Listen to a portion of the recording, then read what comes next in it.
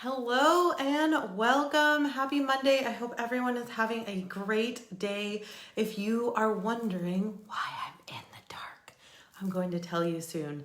Today, I'm dropping my 3 simple tips for better photos and videos, and these are going to make your videos and photos stand out so much better. So when you jump on, will you say hey? And if you're watching the replay, leave me a hashtag replay. Let's go ahead and shed some literal light on this subject, y'all. Lighting is so important when it comes to videos and photos. One thing I highly recommend is getting a ring light. Even if you can't invest in a full-blown big ring light, getting a small one to go around your phone is going to make a world of difference. So the first thing we want to make sure we're doing is lighting the front of our faces. So I'm going to go ahead and turn my ring light on so you guys can see this. Pretty sure I just gave you a boob shot there, so sorry about that. Okay, so do you guys see, oh my gosh, how much difference that already makes? That's just my ring light, okay? And so if you guys can grab a ring light, even a small one, that will make a huge difference. If you can't, do make sure you are facing a window and try to do your live videos or at least your photos when there's the most light going on in the day. Another thing that I hear from a lot of people about video is they feel like this 2D creature. Like, do you ever feel like you're like, do I even look like a real human to people?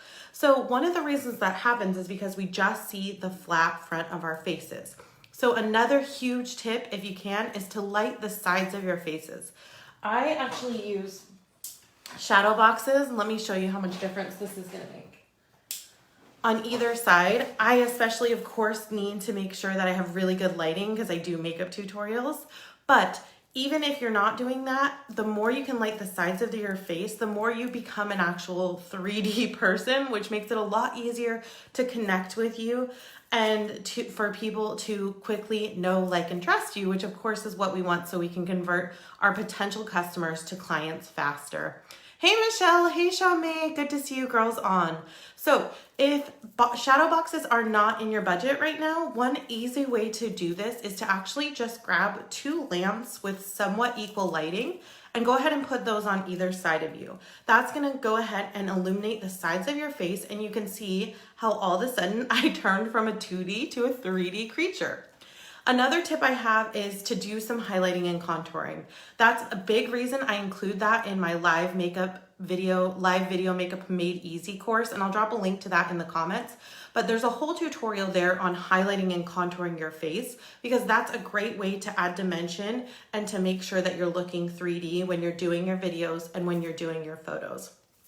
Okay, so next thing I want to talk about is for photos, one great way to improve the quality. If you're using your phone, I usually use my phone for photos because I don't have an actual camera. I do have little kids and I'm sure they'd be more than willing to take a photo of me.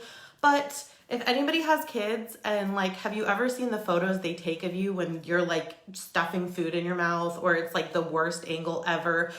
Kids cannot be our photographers. So I have an easy tip for you for that.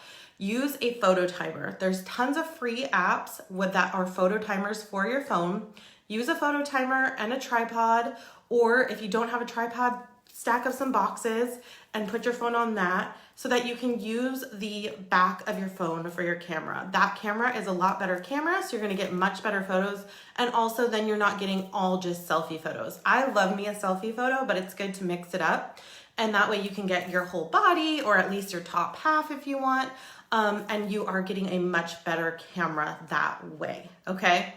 The last thing I want to say is making sure your background is clutter-free is going to make a big difference as well. I was really intentional about not having art behind me that had too much in it. I love this art because it fits my branding and it gives you a little bit about me, which I highly recommend you do, but you don't want it to be crazy behind you, so distracting that people can't connect with your face and what you have to say, because what you have to say is important and that's what's going to make people trust you, right?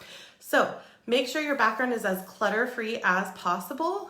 And also make sure it fits your branding. One thing I used to do before I had an office is I actually had PVC pipes and I would drape a sheet on it. You can also use a shower curtain, and I would put that up behind me for my live videos so that it was consistent, it was clutter-free, and people could start relating that with who I am.